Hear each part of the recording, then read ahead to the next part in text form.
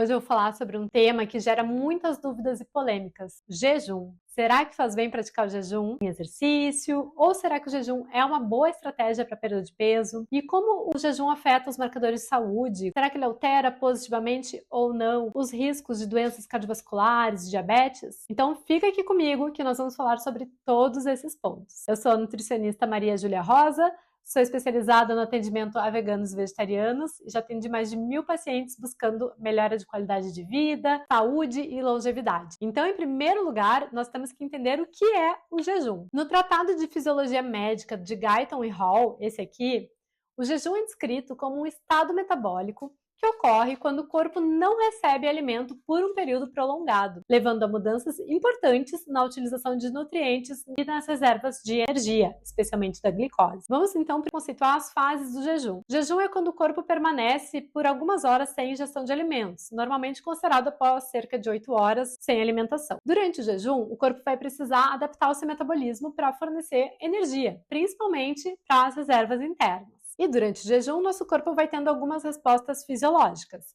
Então, a primeira resposta é a utilização da glicose armazenada no nosso fígado nas primeiras horas. Então, o nosso corpo vai usando primeiro a glicose do sangue e depois já começa a ter uma quebra do glicogênio hepático, ou seja, as reservas de glicose do fígado, a partir de um processo chamado glicogenólise, que vai manter os níveis adequados de glicose no sangue, fornecendo energia para os nossos tecidos que são dependentes da glicose, como o nosso cérebro. No segundo passo, quando já teve essa depleção do glicogênio, isso geralmente após 8 a 12 horas de jejum, a gente vai precisar mudar a fonte de energia. Então, nosso corpo vai para um terceiro processo, que é o de gliconeogênese. Esse processo acontece, então, quando o nosso fígado já está depletado de glicogênio, e aí nosso corpo começa a produzir glicose, nosso fígado, né, começa a produzir glicose a partir de compostos que não são carboidratos, como aminoácidos, ou seja, pedacinhos de proteínas, lactato e glicerol, derivados da quebra da gordura. Ou seja, para a gente fazer a gliconeogênese, o nosso corpo vai agrupar componentes vindos da proteína e da gordura. Só que não é ainda a gordura do corpo, é a gordura circulante no sangue. E esses aminoácidos vêm dos circulantes no sangue e também da quebra muscular. Depois disso, a gente tem um quarto passo do jejum, conforme a gente continua sem se alimentar, que o corpo começa a quebrar a gordura armazenada. Lembre-se que ele vai primeiro quebrar a musculatura e depois vai ir para a gordura armazenada. Então, nosso tecido adiposo vai sendo quebrado em ácidos graxos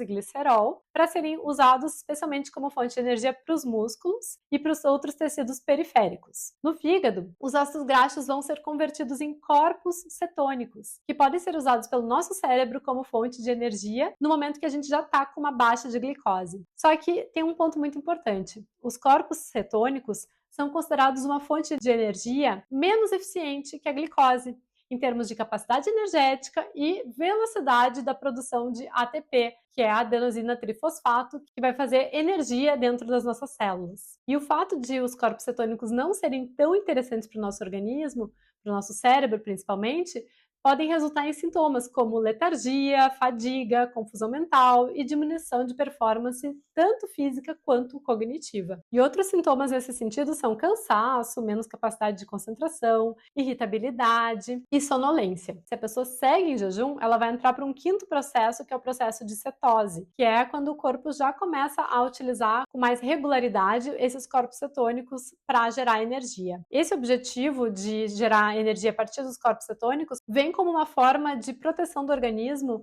para tentar preservar a massa muscular, para não quebrar tanta massa magra para fazer glicose. Mas nosso corpo já vai para um sexto passo, em conjunto com a cetose, que é a proteólise, que é a degradação das proteínas corporais para fornecer aminoácidos para o sangue e o nosso fígado captar esses aminoácidos para fazer a gliconeogênese. Ou seja, se vocês fizerem um jejum prolongado, vamos supor que fiquem 3 dias sem comer, no terceiro dia, vocês vão fazer um exame de sangue e vai ter glicose circulante. E a principal fonte dessa glicose que ainda está circulando no sangue de vocês é a sua musculatura. Então, o jejum, de maneira geral, ele vai fazer com que você perca sua massa magra e muitas vezes mais massa magra do que gordura, infelizmente. Mas vocês já entenderam esse ponto básico do que é o jejum, como funciona no nosso corpo, como fica depois de alguns dias sem se alimentar. E agora a gente vai falar sobre o jejum para o exercício físico. Mas lembre-se de primeiro só deixar teu like, te inscrever no canal, porque eu ainda não vi nenhum vídeo tão completo e tão detalhado sobre jejum aqui no YouTube.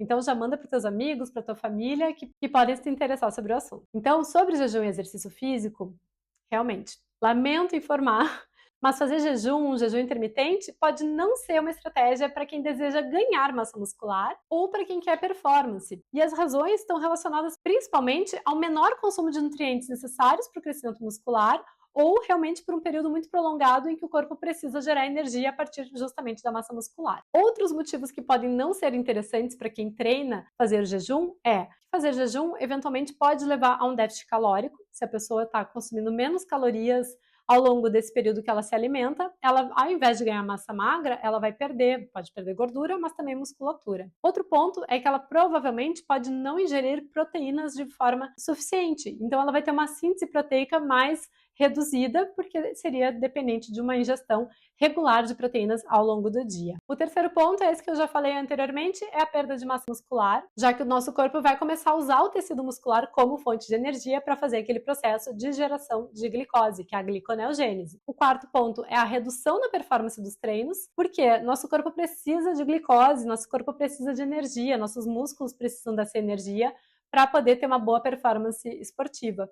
Então, a tendência é que a pessoa tenha queda de energia, uma fadiga mais presente, e isso vai afetar negativamente no desempenho dos treinos. E por fim, outro motivo que também não é interessante é porque o nosso corpo vai ter uma menor recuperação muscular. Após o treino, nosso corpo vai precisar de nutrientes e proteínas, carboidratos, para reparar e construir os músculos. E no jejum intermitente, pode ser que você perca essa janela de recuperação, essa oportunidade de fornecer os nutrientes de forma oportuna, prejudicando a recuperação e o crescimento muscular. Então, em geral, quem busca ganho de massa muscular vai se beneficiar mais de uma alimentação mais frequente e balanceada ao longo do dia, ao invés de restrições impostas por esse jejum intermitente. E agora vamos ao segundo ponto, que é jejum e perda de peso. O jejum é muito utilizado como estratégia para perda de peso, mas será que realmente funciona? E, novamente, o jejum não vai sair em vantagem nessa questão. Você vai perder peso sim, se fizer déficit calórico. Eu falei sobre isso aqui. Mas o déficit calórico pode acontecer com jejum ou sem jejum.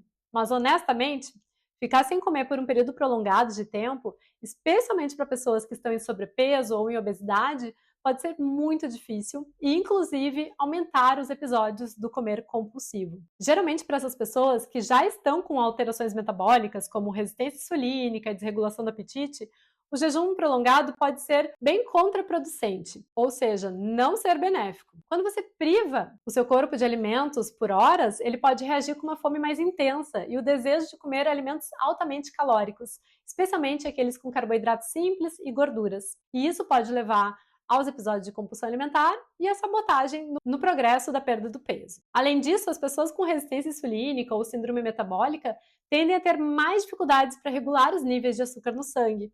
E ao ficarem muito tempo sem comer, elas podem experimentar essas quedas abruptas da glicose, o que desencadeia ainda mais o desejo por alimentos de rápida absorção. Isso pode resultar num ciclo vicioso de restrição, seguida por episódios do comer em excesso, o que dificulta bastante o controle de peso e a saúde metabólica como um todo. Portanto, para muitas pessoas, essas estratégias de uma alimentação mais regular, com porções mais ajustadas e escolhas alimentares mais saudáveis podem ser muito mais eficientes e sustentáveis a longo prazo do que o jejum.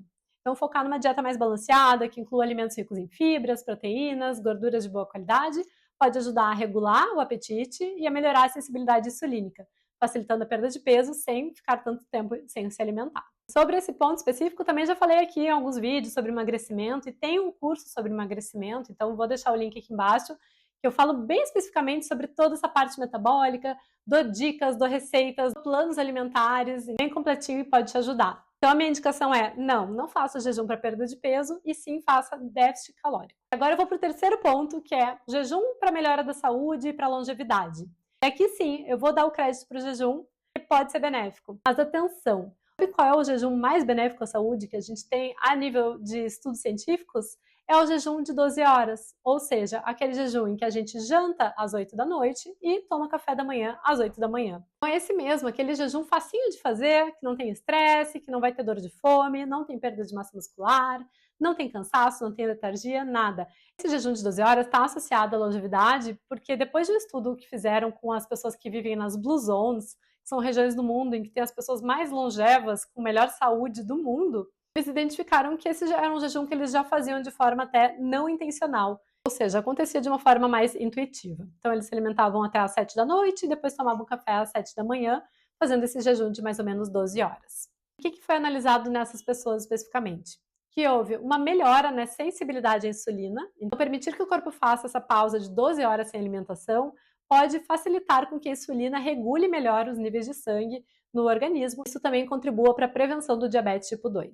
Outro ponto é que esse período de jejum auxilia na regulação do apetite. Então, ele ajuda a manter melhor os ritmos circadianos em equilíbrio, contribui para a regulação hormonal, especialmente dos hormônios de fome e saciedade, grelina e leptina, que inclusive a resistência à leptina está associada à obesidade. O outro ponto é a redução de inflamações. As inflamações crônicas do nosso corpo estão associadas a diversas doenças, como doenças cardiovasculares e até o câncer. Então, esse jejum moderado pode ajudar a reduzir os marcadores inflamatórios do corpo e promover uma saúde geral. Outro ponto que acontece nesse período de jejum é um processo que se chama de autofagia, em que as células eliminam os componentes danificados ou disfuncionais, promovendo essa renovação celular. Lembre-se que a autofagia acontece principalmente com a musculatura. Então, por quê? Porque a gente está em jejum, nosso corpo está gerando glicose a partir da quebra muscular. Então, concluindo, o jejum de 12 horas, como esse praticado pelos moradores das Blue Zones, é uma estratégia simples, natural, eficaz, fácil de fazer para promover uma saúde metabólica e a longevidade.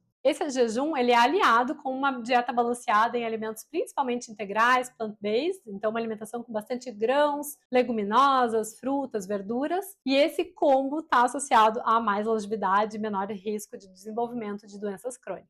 E se essas informações são novas para ti e está sendo interessante, já deixa o like, te inscreve no canal, não custa nada. E vou adiante porque eu quero dizer para vocês quem não deve fazer de forma nenhuma o jejum. Então, número 1, pessoas que têm diabetes tipo 1, tipo 2, especialmente tipo 2 não controlado, não podem fazer jejum pelo risco de hipoglicemia, de ficar com um nível muito baixo de glicose do sangue, ou também por um desequilíbrio das medicações em relação ao controle da glicose. Outro grupo de pessoas que não deve fazer jejum são as grávidas e as lactantes, porque durante a gravidez e a amamentação, o nosso corpo precisa de um suprimento mais constante de nutrientes para sustentar o crescimento e desenvolvimento do bebê. Outro grupo de pessoas que não deve fazer jejum são as crianças e os adolescentes, por estarem em fase de crescimento e necessitarem de nutrientes constantes também para ter uma nutrição adequada e um crescimento adequado, o que também pode prejudicar até o desenvolvimento cognitivo e a saúde geral dessas crianças e adolescentes. Outro grupo que também não deve fazer jejum são as pessoas que têm um histórico de distúrbios alimentares, por exemplo,